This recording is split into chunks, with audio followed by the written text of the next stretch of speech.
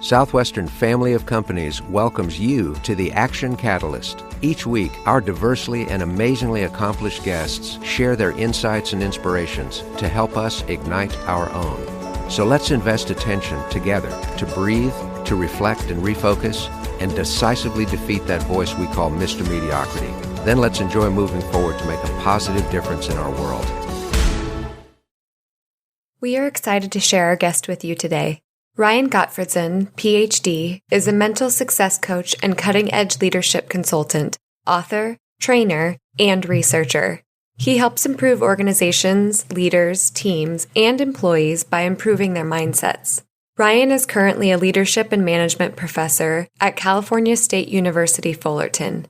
He holds a Ph.D. in organizational behavior and human resources from Indiana University and a B.A. from Brigham Young University. He is the author of Success Mindsets, the key to unlocking greater success in your life, work, and leadership. Enjoy this episode. Welcome to the Action Catalyst, everyone, and especially welcome Ryan Gottfredson to the Action Catalyst. Dr. Gottfredson is an amazing individual with his work in the area of mindset that all of us could learn a lot more from. So we're looking forward to some interesting, stimulating, and fun minutes here with Ryan. So welcome to the Action Catalyst. Hey, thanks for having me on, and thanks for trusting me with your audience. This is great. Well, this is great. And just so the audience will know, I took your online assessment a little while ago, and the joke is that I have no personality, but it indicated I do have a mindset. And so that's always helpful to know. But I'm really kind of curious in terms of background, what got you from there to here? You know, you're a professor, you've got a PhD from one of the top business schools in the country at Indiana. You're teaching out in California now. What really were the twists and turns or maybe the major pivots along the way that took you from being a kid in high school and then into college to where you are today, working on mindset and helping people with that? Yeah. And I guess let me just focus in on my doctoral program at Indiana University. And when I was there, my dissertation was on leadership. And my dissertation essentially reviewed the last 70 years of leadership research, which was fantastic. I learned a ton. But one of the things that I recognize is that about 70% of all leadership research focuses on leadership behaviors. Or in other words, what leaders need to do to be effective. And my guess is that you're similar to me in that you believe that leadership isn't just about doing something, it's about being something. And so since my dissertation and since my PhD program, I've been on a mission to dive into how do we tap into the being element of leadership? Because on multiple levels, because on one level, I want to become more of somebody that other people want to follow. In other words, I want to have a positive influence in the lives of others. And perhaps even more, I want to help others become more of that positive influence in their spheres of influence. And so during the last 6 or 7 years, as I've studied this being element of leadership, everything has brought me towards mindsets. And so that's primarily what I focus on today. Okay.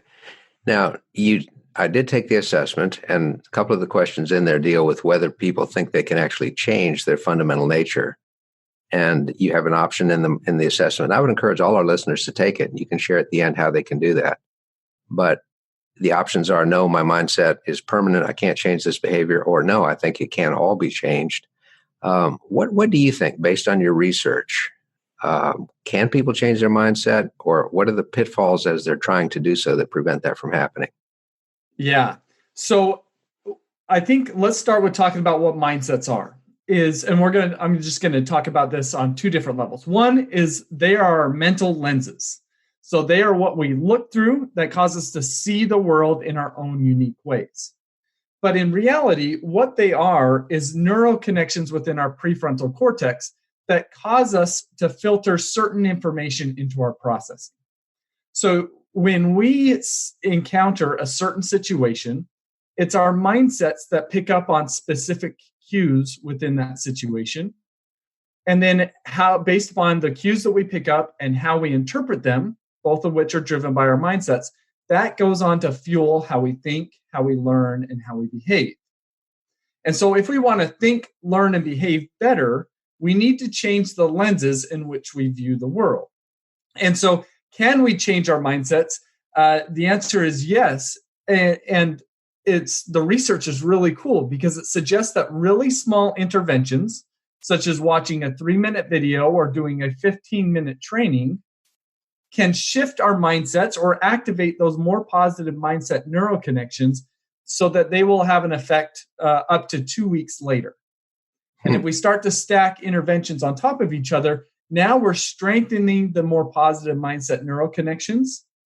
And over time, those will become what we rely upon as we filter information in our day-to-day lives. So the answer is, yes, we can change our mindsets. And that's what's cool about focusing on mindsets. Because if we could change our mindsets, then we could change almost everything that we do. Because truly, mindsets are foundational to how we operate. Mm-hmm. So how would you compare the term mindset and the term self-image? They're somewhat one and the same. I think we'll just kind of categorize them differently.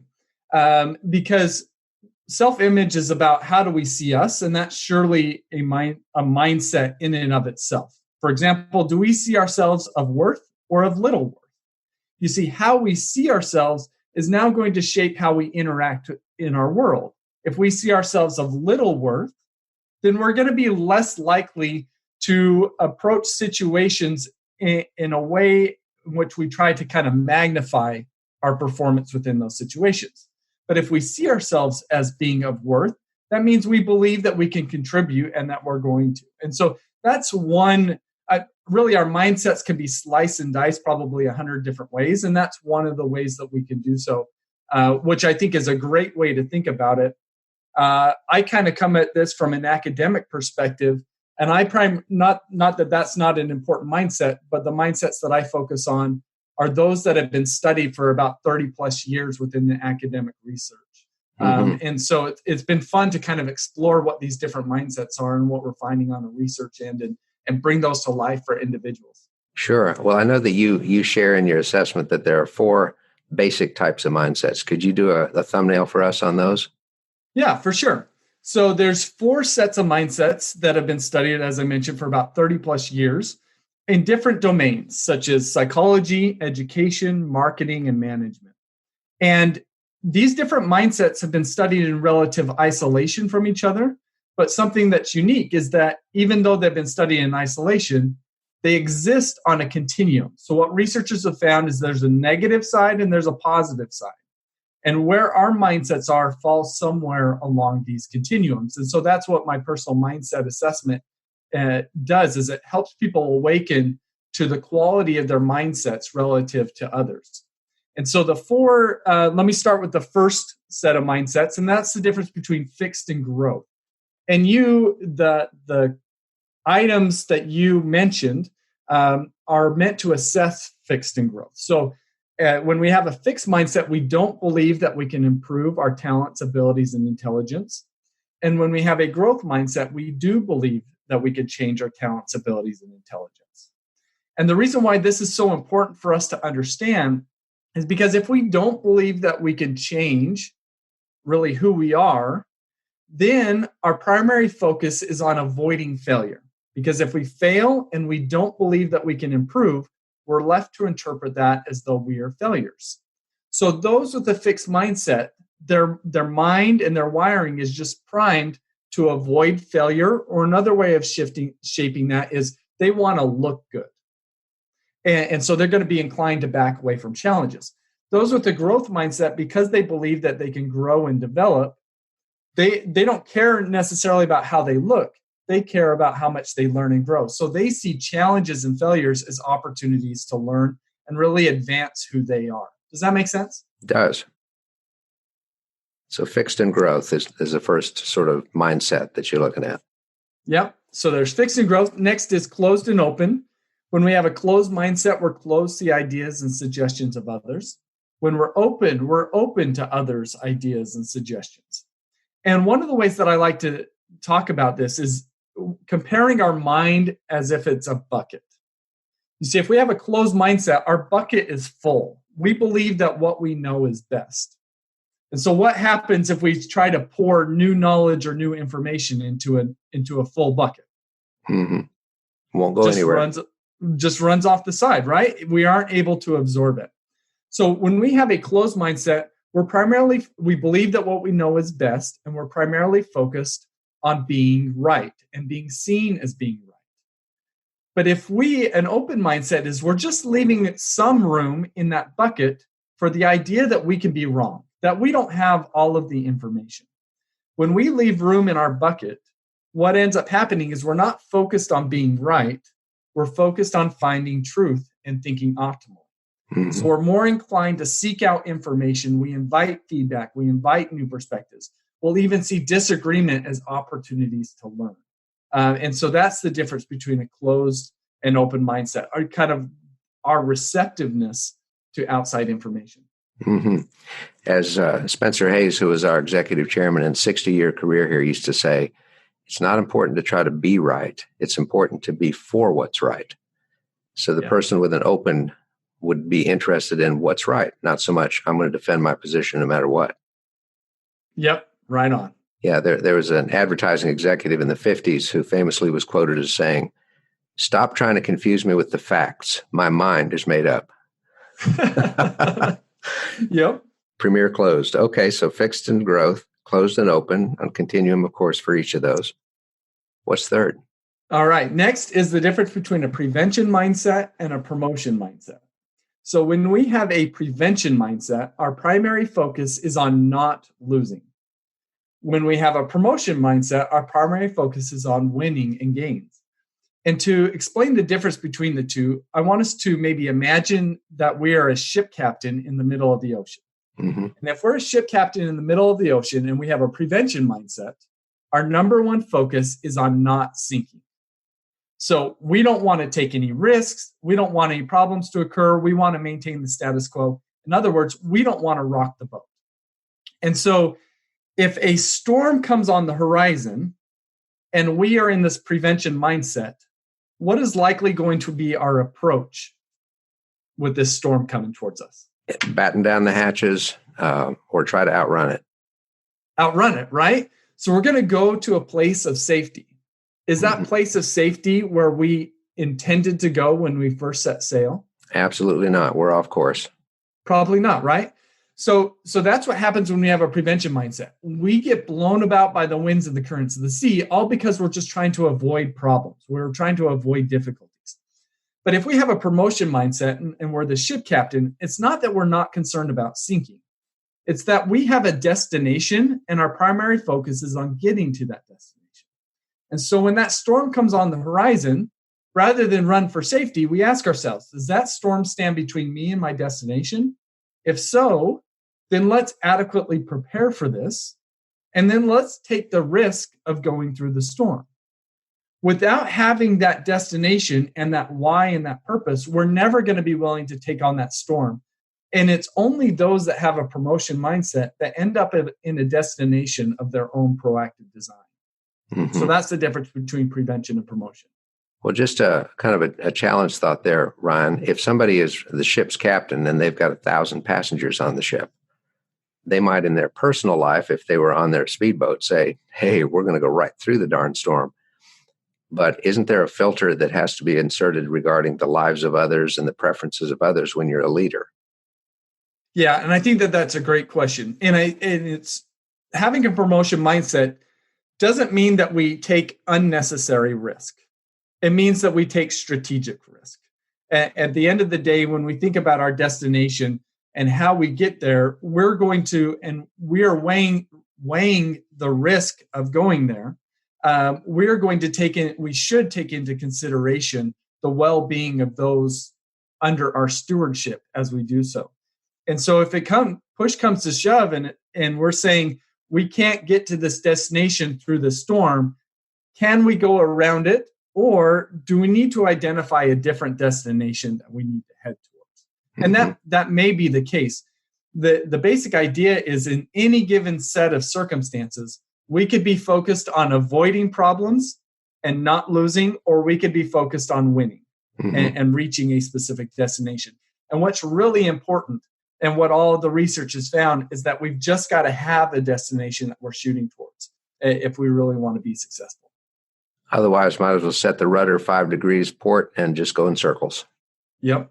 That makes sense. Okay. So promotion and prevention. And then fourth? And the last one is the difference between an inward mindset and an outward mindset. So when we have an inward mindset, we see ourselves as being more important than others. And when we see ourselves as being more important than others, we're inclined to see them as objects. So an example I oftentimes give groups when I speak to them is, can you recall a time when someone tried to merge into your lane? They had their blinker on, but you didn't let them in. Right? I think we've all been there. We've probably all prevented someone from merging into our lane. Well, in reality, that's, unless there's a safety hazard, that's somewhat of a jerk thing to do. Well, I don't think that any of us see ourselves as jerks, but what led us to engage in somewhat jerkish behavior? Well, in order for us to be okay with us behaving in that way, it required that we see them not as a person, but as a vehicle that is maybe a barrier that's getting in our way. So that's an inward mindset. You see, when we have an outward mindset, we don't see ourselves as being more important than others. We see others as being just as important as ourselves. Their feelings and needs matter just as much as our own feelings and needs. And when we take that approach towards people, we're able to value them truly as they are, which is as a person. And so that's the difference between an inward and an outward mindset. Mm-hmm. Well, that's good. Yeah, we all use the phrase, some car ran me off the road, not some driver that may have had an emergency surgery situation or a tragedy at home or a disaster she was dealing with. No, we never think about those contingencies. It's somebody in that darn car drove me off the road. So yeah, that makes sense.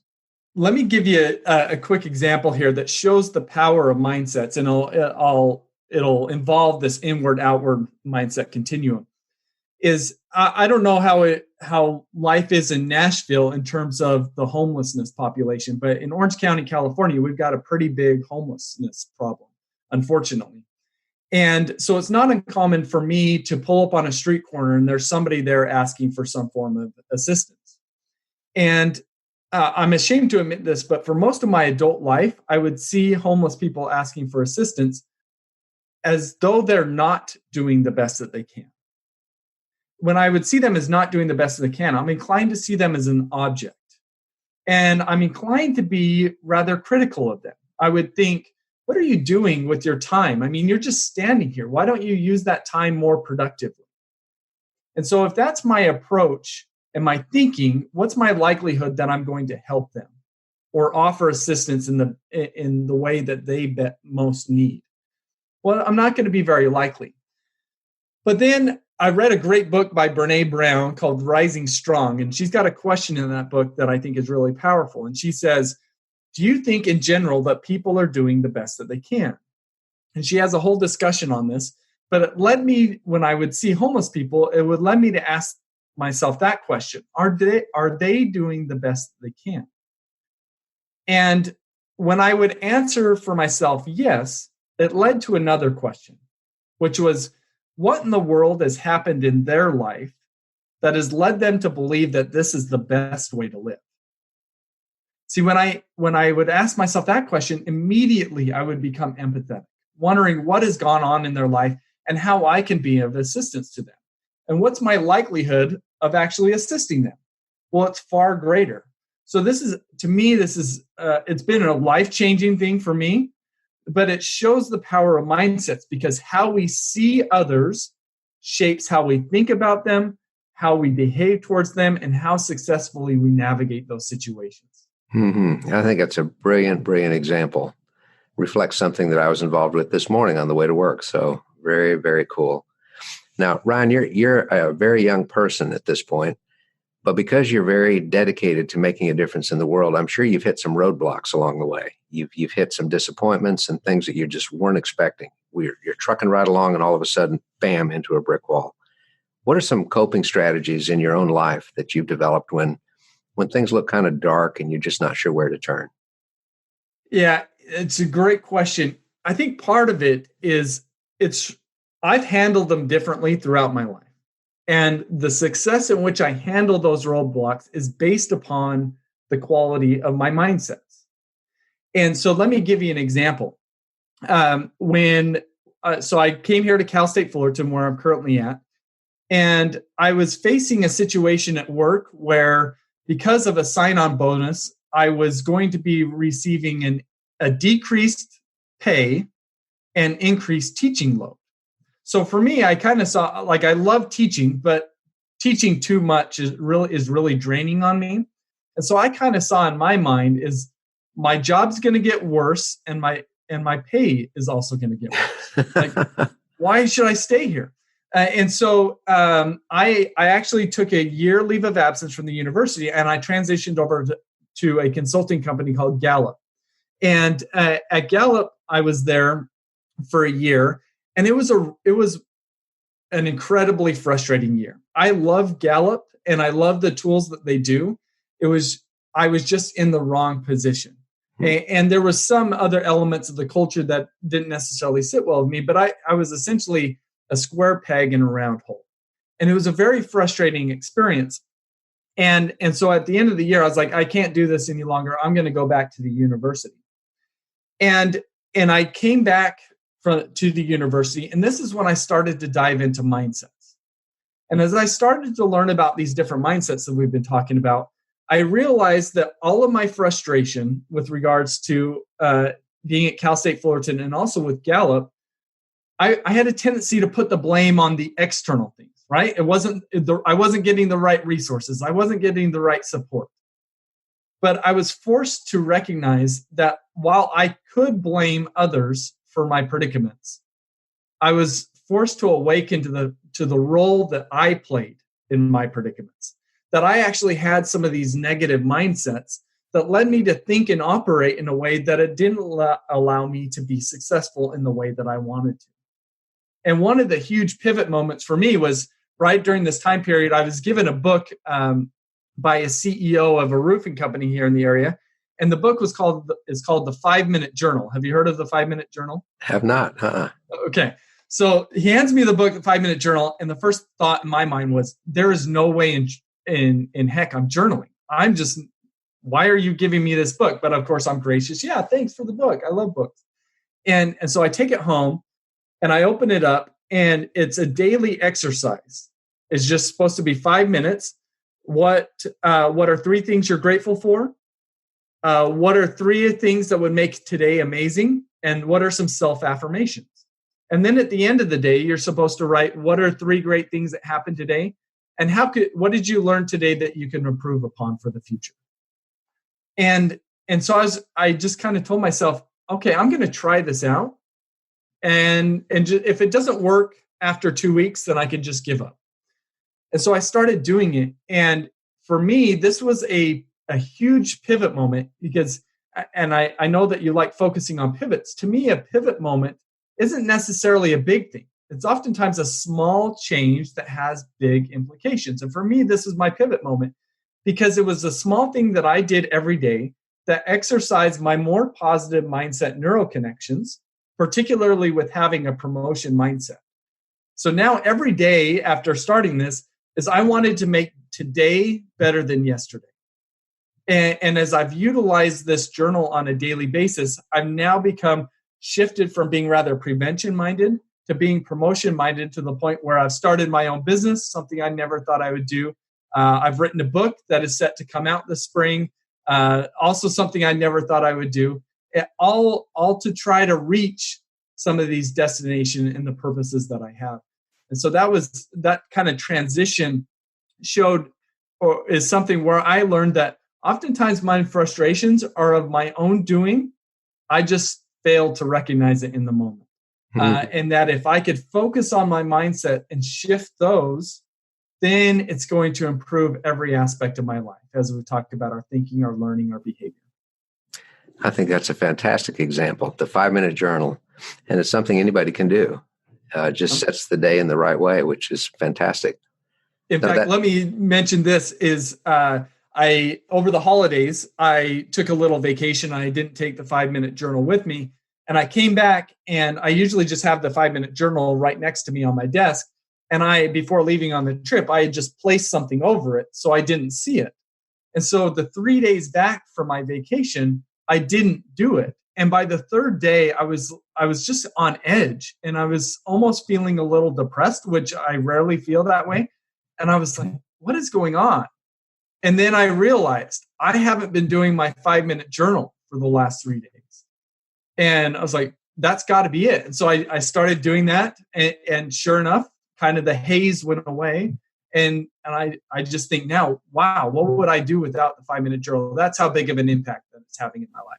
That's fantastic. So the 3 points are, first, what am I grateful for? So it's starting with the attitude of gratitude.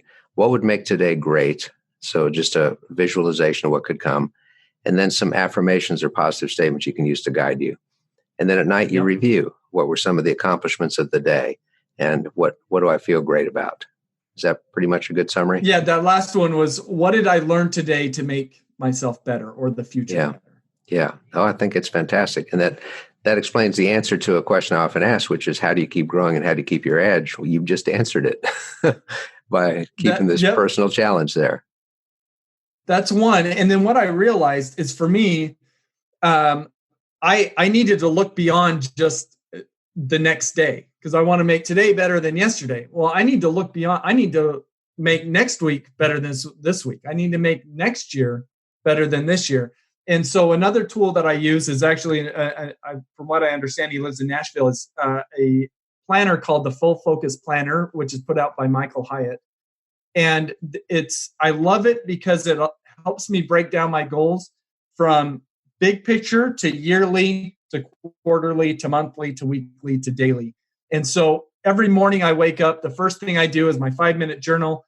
The second thing I do is I look at my planner and say, what are my weekly goals and what are my daily goals? And how am I going to succeed today? And so doing those two together has really been a game changer. Mm-hmm. Because I often enjoy asking my guests what their morning routine is, because the way we start the day has a huge impact. Is there anything you would add to that in terms of a morning routine? Exercise, affirmation?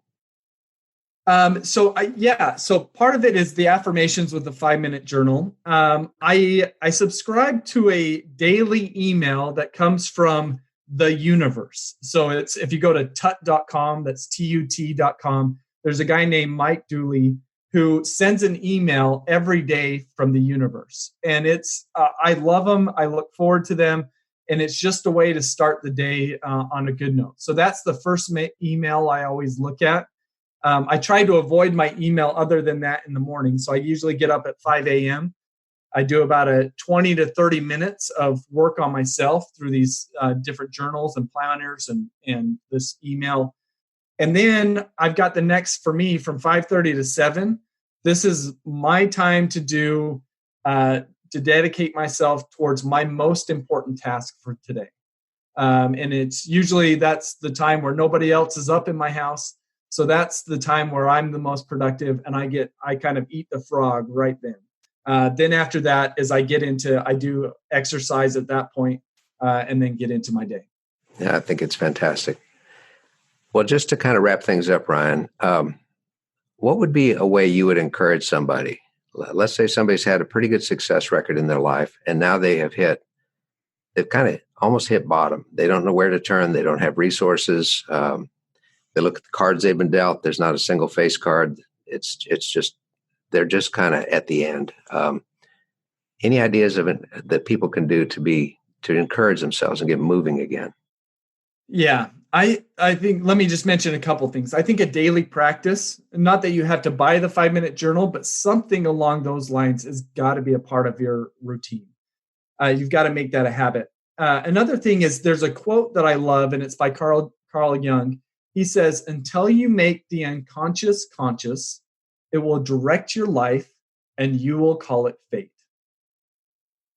And I think my work on mindsets says that that's the case. 90% of our thinking, feeling, judging, and acting is driven by our non-conscious automatic processes. Well, what drives our non-conscious automatic processes are our mindsets. And I hear a lot of people say that mindsets are our secret for success. But I don't think that that's necessarily a secret. I think a lot of people recognize that mindsets are important for success. I think where the secret is knowing exactly what mindsets we need to have to be successful. So for most of us, our mindsets reside below the level of our consciousness. But if we could become conscious of our mindsets, awaken to the current quality of our mindsets, and identify the mindsets that we need to have to be more successful, then we can navigate a brighter future through a focus on those mindsets. I think many people, myself included, before I learned about mindsets, is when we focus on self-development, we primarily focus on changing our behaviors.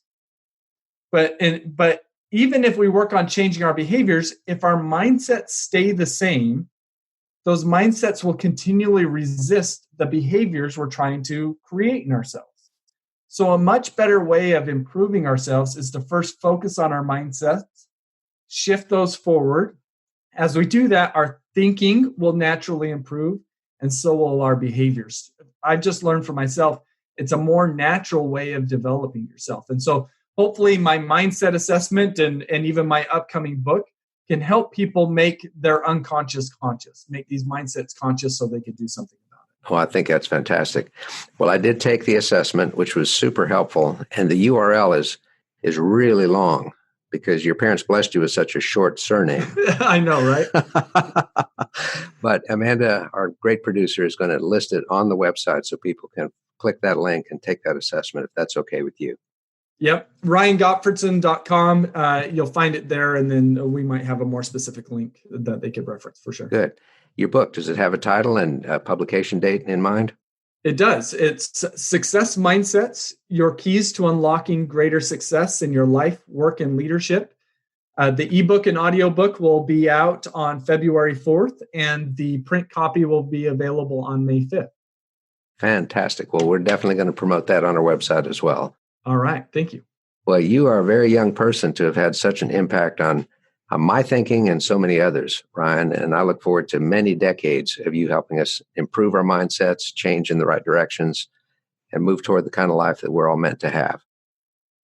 Very happy to partner with you. Thank you so much. Good. Well, stay well. And thank you again for being on the Action Catalyst. Appreciate it. If you enjoy this podcast, please make sure to subscribe. To stay updated on everything that the Action Catalyst is up to, make sure to follow us on Facebook and Instagram at Action Catalyst Podcast and Twitter at Catalyst_Action. Thanks for listening.